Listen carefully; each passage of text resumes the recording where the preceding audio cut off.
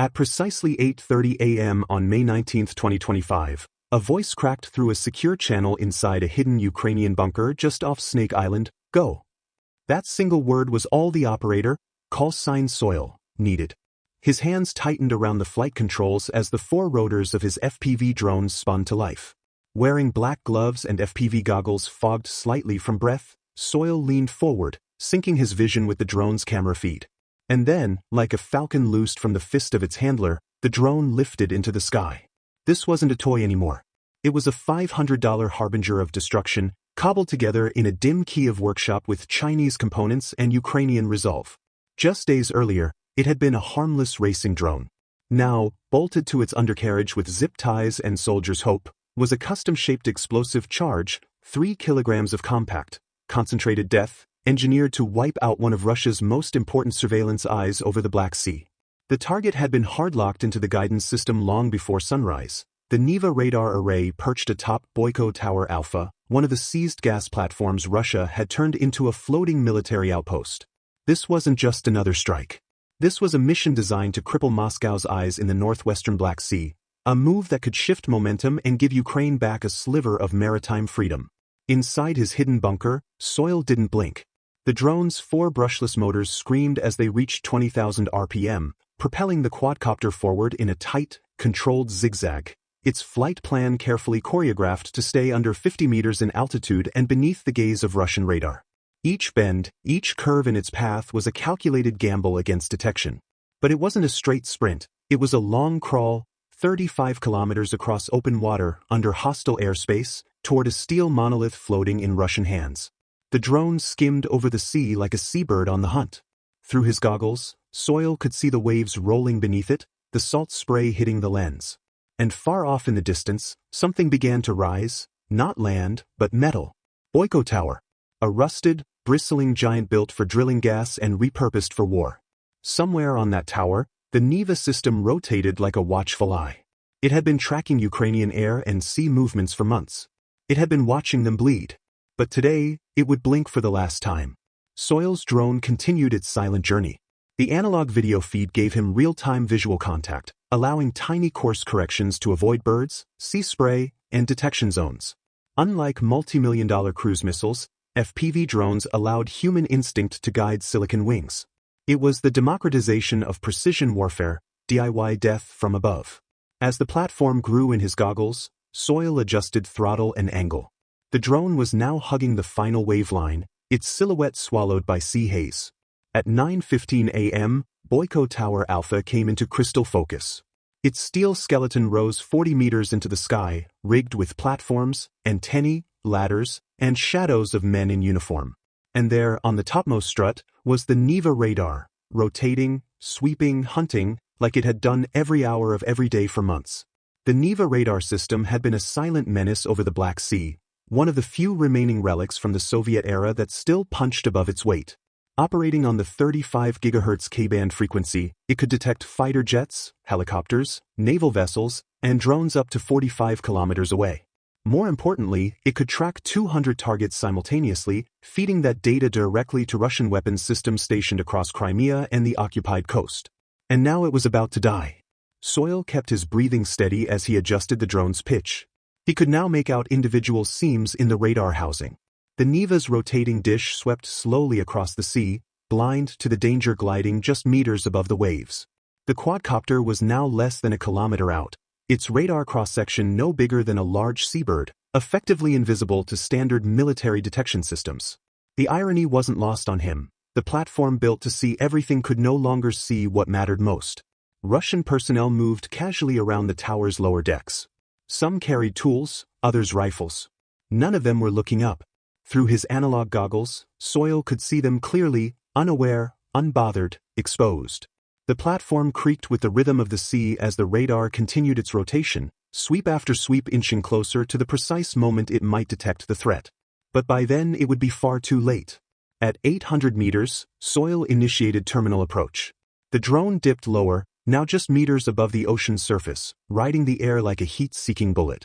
This was the defining advantage of FPV warfare, unmatched control at close range. Unlike GPS-guided artillery or cruise missiles with fixed coordinates, This drone could adapt in real time, zig when the wind gusted, climb when the sea surged. And Soil, strapped into the viewfinder like a pilot inside the cockpit, could aim with surgical precision. The junction between the radar's rotating dish and its control unit came into view. That was the kill point, the neural link of the entire system. Hit that, and the rotating assembly would shear off. The transmitter would shatter. The radar would die. At 400 meters, the radar made one final rotation toward the northeast. A soldier on the far side of the platform turned suddenly. He pointed. There was shouting. Movement. Rifles raised. Too late. At 200 meters, the drone was a silent missile, closing at 60 kilometers per hour. No alarms. No jamming. No defenses. Just one man, one drone, and an unguarded weakness. At exactly 9:20 a.m., the FPV drone slammed into the NEVA radar's antenna base. The explosive charge detonated instantly, sending shards of aluminum, steel, and electronics screaming across the platform. The explosion wasn't huge, it didn't need to be. It was perfectly placed. The radar's core was ripped apart. Its waveguide system shredded. The rotating antenna was torn off its base, tumbling down the side of the tower like a falling sword. Flames burst from ruptured cables. Smoke poured into the sky. From the bunker, Soil exhaled. His goggles went black. Mission complete. One $500 drone had just silenced Russia's most critical surveillance tool over the Black Sea. In one strike, Ukraine had turned a home-built device into a weapon of strategic shock. But the story wasn't over. Because 80 kilometers away, something bigger, much bigger, was already tearing through the waves. A drone with no propellers, no goggles, and no second chances. It was called Sea Baby. And it wasn't coming to disrupt. It was coming to erase the map. While smoke still billowed from the shattered NEVA radar, far off to the west, another drone began slicing through the Black Sea, larger, faster, and infinitely more lethal. It didn't fly. It glided across the water like a shadow. Its name was Sea Baby. Unlike the improvised quadcopter Soil had guided from a reed-covered launch pad, Sea Baby was built with a singular purpose: destruction. At 6 meters long, it resembled a miniature patrol boat, sleek, gray, and forgettable to anyone unaware of what lurked beneath its hull. But it wasn't carrying cargo or cameras. It carried a warhead. 1,000 kilograms of military-grade explosives. Enough to vaporize steel, shred concrete, and leave nothing behind but black water and flame. This wasn't a crude floating bomb. This was the evolution of unmanned warfare. The Sea Baby's bow was lined with multiple shaped charges, arranged in a tight ring to create what engineers call a sympathetic detonation sequence. When the primary charge exploded, it would trigger the rest in a rolling wave of devastation, focused, prolonged, and lethal. It wasn't designed to make noise. It was designed to make structures disappear. The explosive itself was a cocktail of RDX and TNT, classic, powerful, and dependable. But combined with the Sea Baby's shaped delivery system, it was more than just a blast. It was an incineration. When that warhead struck, it would unleash temperatures exceeding 3,000 degrees Celsius, hot enough to melt steel, evaporate fuel tanks, and collapse reinforced concrete as if it were wet sand. And despite its name, the Sea Baby wasn't crawling. It was screaming across the water at 49 knots, nearly 90 kilometers per hour, thanks to twin 200-horsepower water jets concealed beneath its hull. The twin-engine setup gave it redundancy. If one motor failed, the other would carry it home. It could run on satellite, on inertial guidance, or autonomously on preloaded coordinates. Even without human input, the Sea Baby could find its way through 1,000 kilometers of contested ocean. But this mission was different. Operators at Ukraine's SBU were in direct control, watching the drone's high-definition feed from afar, making real-time course adjustments via encrypted satellite link. The target wasn't moving. It was fixed, measured, and it had already been softened by Soil's drone. Boyko Tower was now blind. That meant Sea Baby could come in low, fast, and unseen. Its hull had been designed with stealth in mind, painted gray to match the frothy sea, built low to stay below radar horizons, and equipped with backup communication channels in case Russia tried to jam the signal. If one frequency failed, the operators switched to another. If the satellite link dropped, the drone flew blind, straight toward the target. And the target couldn't run. Boyko Tower was a stationary platform, anchored, vulnerable, and exposed. Every bolt, beam, and barrage had already been logged by Ukrainian intelligence. They knew exactly where the Russians slept, where they stored diesel, where the main support column met the accommodation block. And that was precisely where Sea Baby was headed.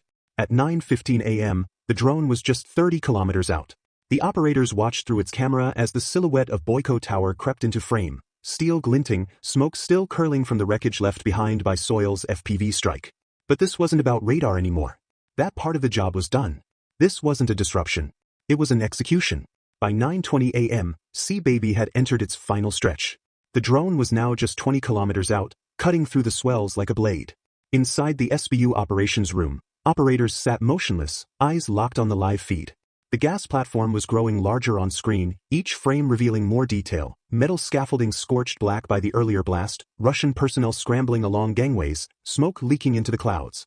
The Neva radar was gone. And with it, any chance Russia had at seeing what was coming. Boyko Tower was now effectively blind. Its once formidable detection network, radar, comms, electronic signals, had been decapitated by a drone the size of a pizza box. All that remained were outdated handheld radios and human eyes. But how do you stop something you can't see until it's too late? From above, the platform looked imposing, multi-tiered, reinforced, a floating steel labyrinth. But Ukrainian intelligence had stripped away its mystery. The SBU had spent weeks studying it, down to the angle of its staircases and the rust patterns on its legs. They knew exactly where to hit. And Sea Baby had no interest in hitting randomly. Its trajectory was locked onto a single critical point, the junction where the drilling platform connected to the accommodation block, the living quarters. That weak spot was the structural heart of the tower. Destroy that, and the entire upper section would collapse like a felled skyscraper. Sea Baby's onboard computer processed wind vectors, wave angles, and GPS corrections in real time. At 10 kilometers out, it activated its terminal guidance mode. The electro-optical camera locked in. The autopilot made micro-corrections by the second. Every pump of its twin water jets narrowed the margin between steel and detonation. By now, the Russians had spotted it. Figures ran across the platform's deck, pointing toward the horizon. Some waved their arms. A few held rifles. One fired a short burst into the sea. It was desperation, aimless, frantic, instinctive. There were no mounted turrets. No CIWS. No surface-to-sea defense. Just men with guns staring at a threat they couldn't outpace. Sea Baby kept coming. At 2 kilometers, the drone was moving at full speed, 49 knots. A 6-ton projectile armed with 1,000 kilograms of shaped explosives. There was no longer any need for stealth. This was the final sprint. The Russian forces had mere minutes. Maybe less. Shouts erupted across the tower. Someone grabbed a radio and screamed into it. A door slammed. A figure dove behind cover. But no response would come. No helicopter could make it in time. No missile system could pivot fast enough. No ship could intercept. The platform wasn't just exposed. It was alone. With each meter, the waterline blurred into steel. The drone was no longer a vessel. It was a kinetic weapon moving with the weight of certainty and the blessing of physics. And in the next few seconds, Boyko Tower Alpha would face its reckoning, not from above, but from beneath the sea. At 9:50 a.m., the Sea Baby closed the final gap. From just a few hundred meters out, its camera feed showed Boyko Tower looming like a fortress on stilts, gray, wide, and braced against the ocean like it could outlast time itself. But it wasn't built to survive this. The drone's shaped charges were now armed and locked onto their target, the structural junction between the platform's central pillar and its upper decks, specifically the accommodation block where dozens of Russian personnel were housed. This wasn't just about destroying a radar or damaging infrastructure. This was about decapitating a Russian stronghold in one catastrophic blow. And then the screen went white. The Sea Baby slammed into the platform's base like a freight train packed with liquid fire. The shaped charges erupted in perfect unison, one after the other, in a cascading detonation designed to melt steel and pulverize concrete. The blast didn't just explode outward, it tunneled into the structure, focusing all that energy into the platform's skeleton. In a fraction of a second, temperatures soared beyond 3,500 degrees Celsius, hot enough to vaporize metal, incinerate electronics, and turn load-bearing columns into collapsing shards of slag. The accommodation block was the first to go. Its walls peeled back and disintegrated. Its ceiling folded like paper. Every room, every bed, every bolt was reduced to airborne debris within a heartbeat. Those still inside didn't have time to scream. The blast swallowed them whole. The pressure wave punched through every adjacent room, ripping fuel lines, igniting equipment stores, and detonating backup generators like fireworks in a steel cage. Then came the chain reaction. Diesel tanks stored near the platform's lower levels ruptured violently, their contents igniting in massive secondary explosions that sent shockwaves echoing for kilometers. A wall of flame rose from the deck and curled into the sky like a dragon, consuming everything in its path. Storage rooms burst apart. Staircases collapsed. Walkways twisted and fell into the sea like ribbons of broken iron. The tower groaned. Its integrity, once reinforced for storms and decades of drilling, had been obliterated at its core. One column failed. Then another. Like a dying colossus, Boyko Tower buckled inward, its levels crashing down on one another. In less than 5 minutes, the entire upper structure had collapsed into the Black Sea, disappearing beneath plumes of black smoke and burning wreckage. From miles away, the fireball could be seen rising into the morning sky. A thick black column, over 1,000 meters tall, choked the clouds above it, a signal flare of annihilation. Ukrainian satellite images captured the aftermath just 2 hours later. What once stood as a symbol of Russian occupation was now a jagged skeleton of steel, half-submerged, half-burnt, and fully destroyed. The few Russians who survived the initial blast were left clinging to twisted beams and floating wreckage, their radios silent, their uniforms scorched, surrounded by oil-slick water and impossible heat. There would be no helicopter rescue. No emergency ship. Only smoke, silence, and the slow realization that their command center had been erased in a single, orchestrated operation. Boyko Tower Alpha had been a multi-million-dollar surveillance fortress. It was now a wet grave. The total cost of the mission? Less than a pair of iPhones. 2 Ukrainian drones, 1 FPV quadcopter built in a basement, and 1 Sea-Baby engineered in a repurposed garage, had just accomplished what months of artillery and airstrikes couldn't. They didn't just blind the Russian Black Sea Command. They erased it. And as the smoke drifted eastward over the waves, the message couldn't have been clearer. Nowhere is safe. Not anymore.